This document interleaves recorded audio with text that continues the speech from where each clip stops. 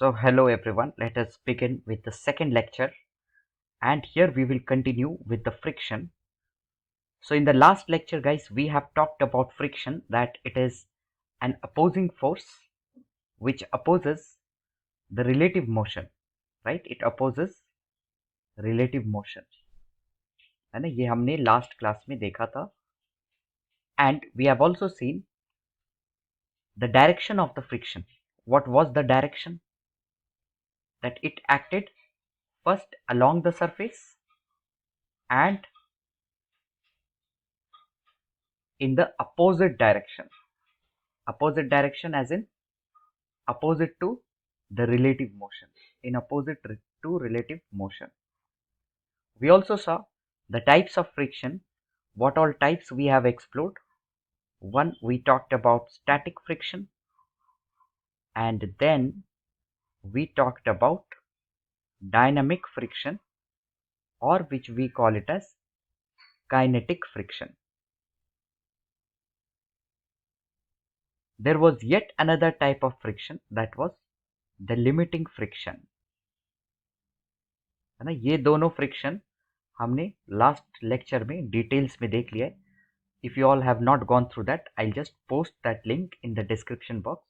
Do watch that to continue with this lecture 2 guys. Okay, so in short I'll tell what was static friction. This was the friction that was acting when the object was at rest. When the object was at rest. Dynamic friction कब act करता था? When the object was in motion. और limiting friction क्या होता है?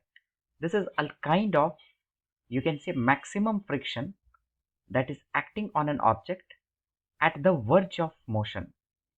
जब object motion करने के पॉइंट में आ जाता है, उस पॉइंट पे जो फ्रिक्शन लगता है, that means you can also से this is a kind of maximum amount of static friction after which the object starts moving. Okay, we also discussed about the various factors on which friction force depends. So today we will start with the discussion about the points on which the friction force depends, or we can say the different factors on which friction force depends. So we are going to explicitly take into consideration the reaction force, right? So today we will see how this friction force is dependent on the reaction of an object. So to understand that, let me recapitulate all the other types of forces which we require here. So guys, forces, you already have the idea. अगर आप forces के बारे में, if you all want to revise, then I will suggest you to go to the forces video. I'll add it in the description box as well. So here we are not going to talk about all the forces, but yes, we will talk about those forces which we require to explore friction. तो सबसे पहले हम बात करेंगे weight की, and then we will talk about the normal force, which we also call it as reaction force, and third we will talk about the friction force then. Okay, so weight, सबसे पहले देखते हैं कि weight क्या है. Let us suppose this is the surface of earth. अब हम क्या करते हैं, यहां से अगर किसी ऑब्जेक्ट को हमने ऊपर फेंका, so this object will be returning to the surface of earth or towards the surface of earth. After some point of time it will return towards the surface. अब ऐसा तो नहीं है कि किसी ऑब्जेक्ट को हमने फेंका और वो ऊपर ही चलता चला गया, है ना? So this object falls on the ground. Why does it falls? Because of a force acting on the object, and that force is because of gravity. We call that as force due to gravity. अब ये gravity है क्या? This is the attraction on an object, you can say attraction on an object due to gravitational force. Due to gravitational force. अब मैं gravitational force के भी description box में डाल दूंगा. Universal law of gravitation, just go through it, watch it. That's a kind of supplementary. It will give you little more knowledge about what is gravitational force in detail. Okay, तो object पे क्या हो रहा है, at every point during the journey of the motion the gravitational force is acting on the object which pulls it downwards. So guys, this is force. We call this force due to gravity as weight. है ना, इसी force को हमने नाम दे दिया weight. And we have an expression to find out weight. What is that expression? W is equal to mg. ठीक है, अब ये फोर्स है तो इसकी कोई डायरेक्शन भी होगी. What is the direction? It is vertically downwards. Vertically downwards. Okay, so this is clear. Weight is due to the gravitational force of earth, and ये g का जो वैल्यू है वो फिक्स्ड है. So you all can remember that value of g. It is 9.8 metre per second square. ये जो equation मैं यहाँ लाया w is equal to M G, ये कहाँ से लाया? Force is equal to M A. We all have seen this equation. Mass into acceleration a. तो वेट जो है वो क्या है? एक फोर्स है. So mass into acceleration.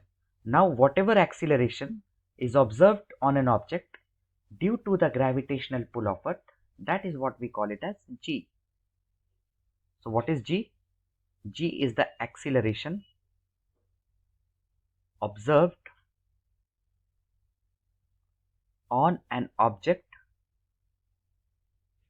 due to gravitational pull. Due to gravitational pull. Okay, moving ahead to the next force, normal या फिर reaction force. So before going into it, I will recall Newton's third law.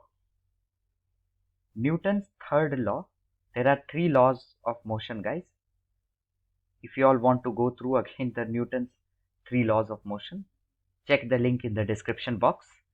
So Newton's third law says that to every action, there is equal and opposite reaction.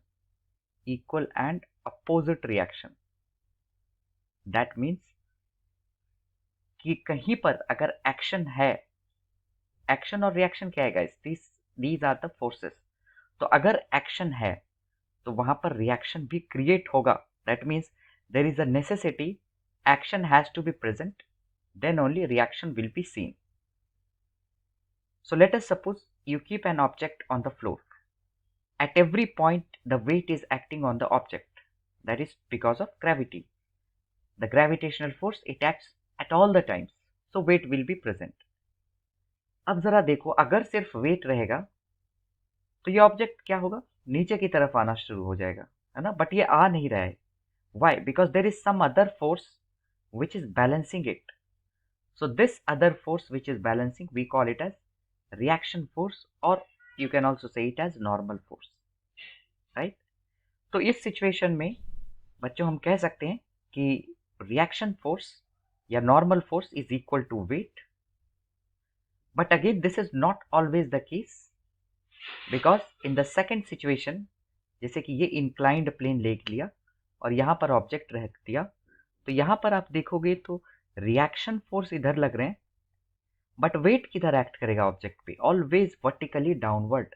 यहाँ पर हमने देखा है wait का direction, it is always acting vertically downwards, है ना. अर्थ के वजह से लग रहा है तो अर्थ के तरफ ही एक्ट करेगा ना. So you can see reaction ये इस डायरेक्शन में, बट इसके अपोजिट ये वेट तो नहीं है ना. So we can say in this second case reaction is not equal to weight. Okay, but yes, in this case reaction is equal to weight. So we have got the expression of reaction, but what about the direction? We can give a fixed direction. Direction of reaction force देखते हैं. तो direction क्या कहेंगे?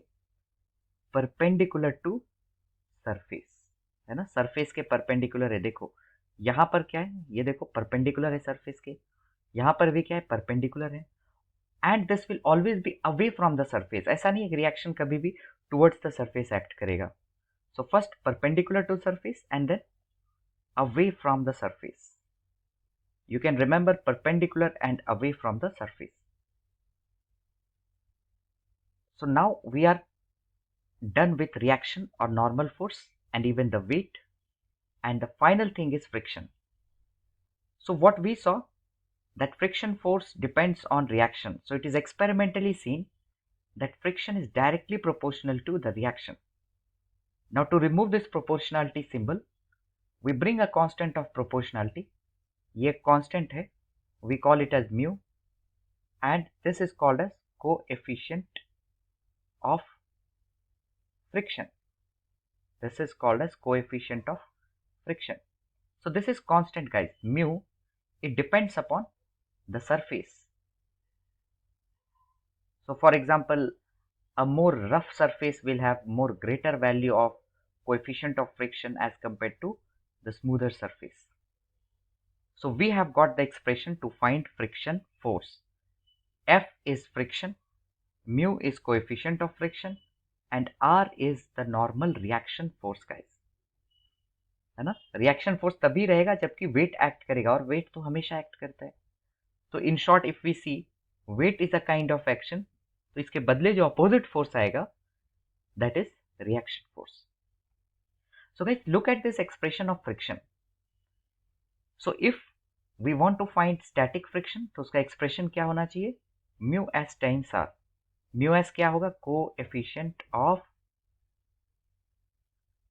Static friction.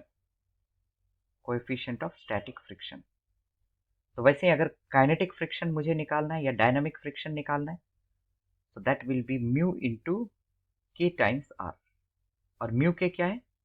Coefficient of kinetic friction in this case, right? Coefficient of kinetic friction in this case.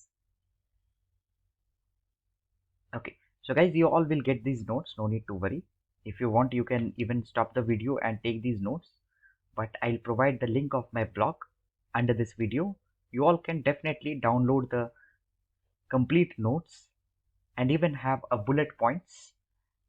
You will have short crisp information on that blog based on this video. Okay, so all right. So what is the most important thing what we learnt about friction? कि friction force कैसे निकालेंगे? Mu times are, है ना? Static friction अगर होगा तो ये S लगा देंगे, काइनेटिक फ्रिक्शन होगा तो ये के लगा देंगे. So let us observe, let us stress more on the static, limiting and kinetic और डायनामिक फ्रिक्शन. इन सबको डिटेल्स में देखेंगे. So let us suppose this is a very heavy object, right? मान लो 100 kg है, and it is known that it requires 100 newtons of force to move or to start moving. तो अगर आप यहाँ पर 1 न्यूटन फोर्स लगाओगे तो क्या ये मूव होगा? Definitely it will not move. 2 Newton's लगाया तो क्या ये मूव होगा? नहीं मूव होगा. 3 न्यूटन्स लगाया या 5 न्यूटन्स लगाया तो मूव नहीं होगा. 9 न्यूटन्स लगाया तो मूव नहीं होगा. बट जैसे ही हमने 100 न्यूटन्स लगाया, so it will start moving. That means if we look at the scenario, जैसे कि ये बॉक्स है, इस पे अगर मैंने 1 न्यूटन लगाया यही बॉक्स पे, तो फ्रिक्शन फोर्स कितना होगा guys? The friction force acting will be 1 Newton. क्योंकि देखो, अगर नेट फोर्स 0 हो गया तो object will not change it's state, so it will not move. तो नेट फोर्स 0 करने के लिए फ्रिक्शन कितना होना चाहिए? 1 न्यूटन. ऐसा नहीं है ना स्टैटिक फ्रिक्शन को हम फिक्स कर दें और 10 न्यूटन रह जाए, तो 1 न्यूटन लगाएंगे तो ये 10 न्यूटन होगा. So it will start moving to the left, which is impossible. So whatever force we apply till the time we do not reach 100 newton, the static friction will keep changing. 1 newton लगाए तो static friction 1 Newton होगा. 2 Newton force लगाए तो static friction भी 2 Newton होगा. 90 Newton अगर हमने force apply किया तो हमारा स्टैटिक फ्रिक्शन कितना होगा? 90 न्यूटन गाइस, अपोजिट डायरेक्शन में. So if we apply 99.999 Newton closer to 100 Newton, so then at this point static friction will be 99.999 Newton. We will call this as limiting friction. And once we have reached 100 Newton, in that case there will be friction force but object will start moving. तो अब जब move कर रहा है तो कौन सा friction act करेगा? Kinetic friction. And in the last lecture we have already discussed that kinetic friction is way less than the static friction, है ना?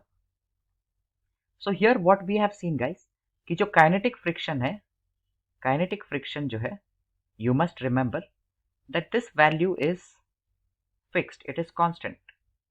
But on the other hand, if you observe static friction, the static friction is variable.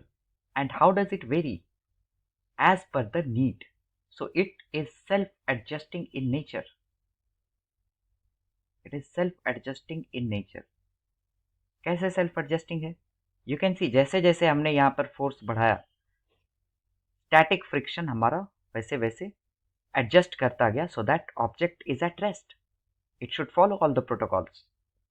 And once it has reached the limiting friction, then at that point of time, static friction reached its maximum value and kinetic friction started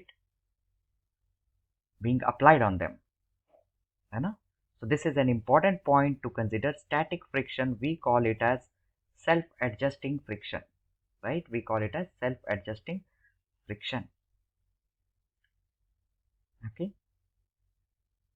So let us go through a certain question. Let us say this is an object, and on this object I apply 5 newtons of force, and it's given that coefficient of static friction is, let's say, 0.4, and the object has mass of 2 kg. So you are supposed to find the friction force acting on the object. So quickly guys, you all will pause the video and do this. Okay, so now let us do the solution, है ना? Pause कर लो और बाद में solution देखना. तो friction force निकालना है. What do we need to do? Just use the expression mu times r, which mu we are going to use? Static, coefficient of static friction. So definitely what friction we will get? Static friction. So that will be 0.4 times r. How do we find out r guys? r इधर act करता था और ये mg है. Object ना तो ऊपर जा रहा है ना तो नीचे आ रहा है. That means the forces along this direction is balanced, है ना? तो r क्या है? mg. m क्या है? 2. g का value guys this is fixed, so that will be 19.6 newtons. So let's put here the value of r, 19.6 newton. So now if we multiply 19.6, so what we get? 0.4 को 4 by 10 लिख देते हैं, 19.6 को 196 by 10 लिख देते हैं, so it will be 7.84 newton guys, right? 7.84 newton. तो क्या मैं कह दूं कि स्टैटिक फ्रिक्शन 7.84 न्यूटन होगा? Answer is no. उस केस में क्या हो जाएगा guys? It will be greater than the force applied. So this is the maximum value we have found. But अगर हम फोर्स कम लगा रहे हैं 5 न्यूटन, तो हमारा फ्रिक्शन फोर्स क्या होगा? 5 न्यूटन. तो अगर ऑप्शन में रहता 7.84 Newton is the friction force or 5 newton is the friction force, so in this case as we are applying 5 newtons, then 5 newton would have been the friction force, है ना? This would have been the static friction force. अगर ये object rest पे रहता and then at that point of time we would have been asked the friction force, then it would have been 7.84 newtons, right? So I hope this clears all the concept regarding friction guys. Go through all the things and let me know for any doubts using the comment sections. And yes, see you all in the next lecture.